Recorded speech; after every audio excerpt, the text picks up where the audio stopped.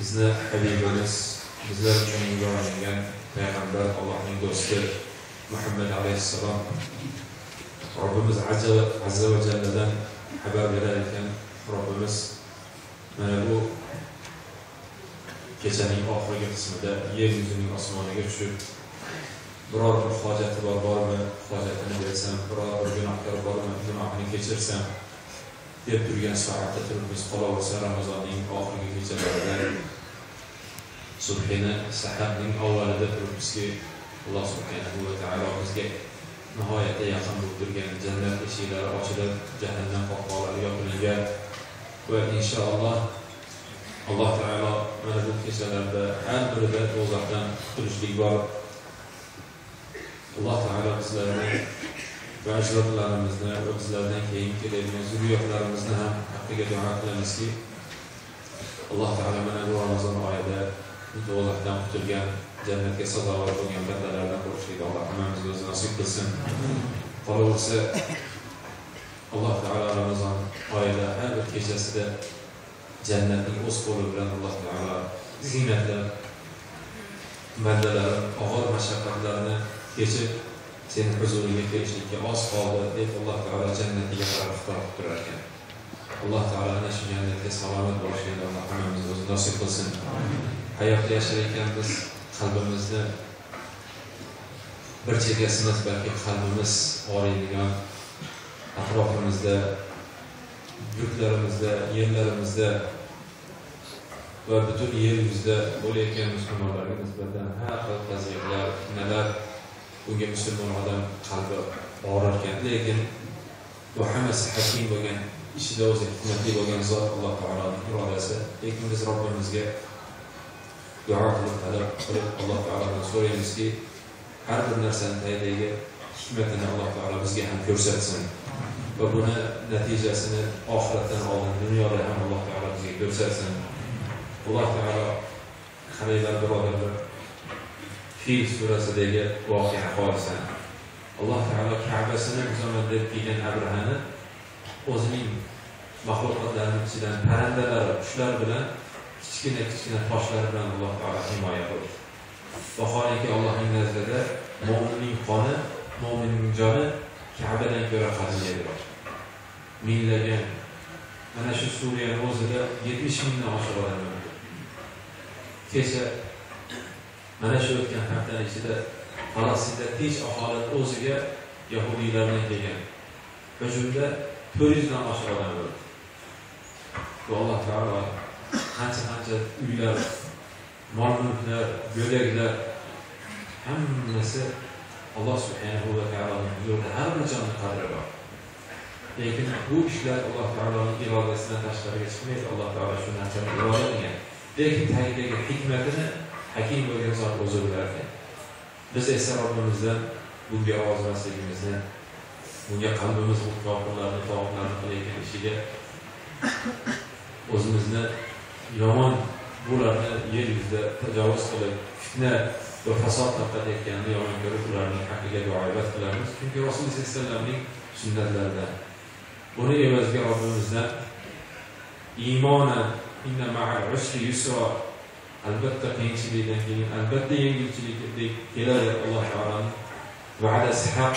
Alloh subhanahu va taoloning shu va'dasini va shu nusratini tezroq berishligini va biz hayot ekanmiz mana shuni ko'rib, ana shu maytlarda, Masjidul Aqsoda avvalgi kunlarimizda Alloh taologa bandalik qilishlikni Alloh taolodan so'raymiz. Mana bu Ramazon oyida birodarlar, xizmat qilayotgan aka-ukalar, uydagi ayollarimiz, mana biz bilan kelib tarovihda, tahajjudda qoyim bo'lib turgan opa-singillarimiz, mana shularning haqqiga ham duo qilishlik. Chunki jamiyatimizning, ularning ayollarimizning salohiyati islomiy jamiyatni barpo etishlikdagi eng muhim bo'lgan nuqta. Qolaversa Rasululloh sollallohu alayhi vasallam iymonimizning yarmi bo'ladi. Allohning omonati, bularning buzilishligi, jamiyatning buzilishligi, ayollarning islohi, jamiyatning isloh bo'lishligi, bularni haqqiga duo qilamiz. Talab maqsadlarimiz ko'p, lekin vaqtimiz oz. Alloh subhanahu va taolodan shuning uchun Alloh subhanahu va taolo duolarni ozgina qilib va buning ichidagi butun hamma narsa kirib ketadigan ajib bir javomiy bo'lib degan duolarni Alloh taolo bizga ta'lim bergan. Mana shu Robbana atina fid dunya hasana va fil oxirati hasana va qina azobannar duosining ichida hamma narsa jam bo'lgan. Dunyo va oxirat saodati va hammasi jam bo'lgan. Alloh subhanahu va taologa mana bu kechalarda duo qilaylik, yoki Parvardigor. Biz sendan roziligingni so'raymiz. Dunyo va oxirat saodatini so'raymiz. Va azobingdan o'zing najot bergin. Yoki Parvardigor, butun yerdagi musulmonlarga o'zing yordam bergin. Bugun ko'kini yegan qonlar, mollarni, yoki Parvardigor, jonlarni evaziga o'zing futuhating bilan, nusrating bilan ya Robbana musulmonlarga yordam bergin. Yoki Parvardigor, qudratingni ajoyibini ko'rsatgin. Yoki Parvardigor, Yahud va Nasorolarning bizlarning ustimizda qilayotgan fitnalarni o'zlarining makriga, o'zlarining ziyoniga qilgin. Yoki Parvardigor, biz sendan qo'rqmaydigan qalbdan panoh so'raymiz. Sen uchun namlanmaydigan yoshdan panoh so'raymiz. Amallari qabul bo'lmaydigan amaldan panoh so'raymiz. Duolari ijobat bo'lmaydigan insonlardan bo'lib qolishidan, duolardan Yoki Parvardigor panoh so'raymiz. Yoki Parvardigor, mana bu jamoatimizdan o'zing rozi bo'lgin. Bunday talab maqsadlarimizni o'zing ato etgin. Ayollarimizdan o'zing rozi bo'lgin. Ularga iffat, hayo bergin. Alloh subhanahu va taolo Qur'on bilan fikrlab, Qur'on bilan yashab, Qur'on bilan yaxshi ko'rib, Qur'on bilan yomon ko'rishlikka ya Robbana o'zing ayollarimizga ham ularga ham o'zing nasib qilgin. O'tganlarimiz o'zing rahmat qilgin. Qolganlarimizda iymonda, islomda yashab o'tishlikka o'zing tavfiq bergin. Alloh subhanahu va taolo sendan o'zingning habibing do'sting Muhammad alayhissalom so'ragan yaxshilikni so'raymiz. U kishiga bergan yaxshilikni bizlarga ham nasib qilgin. Ey Parvardigor, biz sendan rasuling, habibing do'sting Muhammad alayhissalom panoh so'ragan yomonlikdan biz ham panoh so'raymiz. U kishiga bergan panohingdan bizlarga ham o'zing nasib qilgin. Ramazon oyini ya Robbana o'zing roziligingda oxiriga yetkazishlikda o'zing nasib qilgin. Gunohlari kechirilgan, darajotlari baland bo'lgan, ular jahannamdan qutulgan, jannatga sazovor bo'lgan bandalaringni qo'shishlikda hammamiz o'zing nasib qilgin.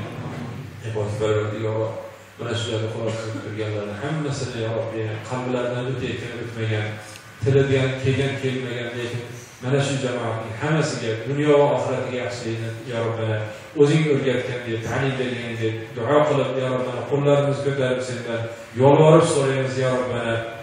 Bizga atina fid dunya hasana va fil oxirati hasana va qina azobannar. Allohumma atina fid dunya hasana va fil oxirati hasana va qina azobannar. اللهم آتنا في الدنيا حسنة وفي الآخرة حسنة وقنا عذاب النار وصلى الله وسلم على نبينا محمد وعلى آله وأصحابه أجمعين برحمتك يا أرحم الراحمين. السلام عليكم ورحمة الله.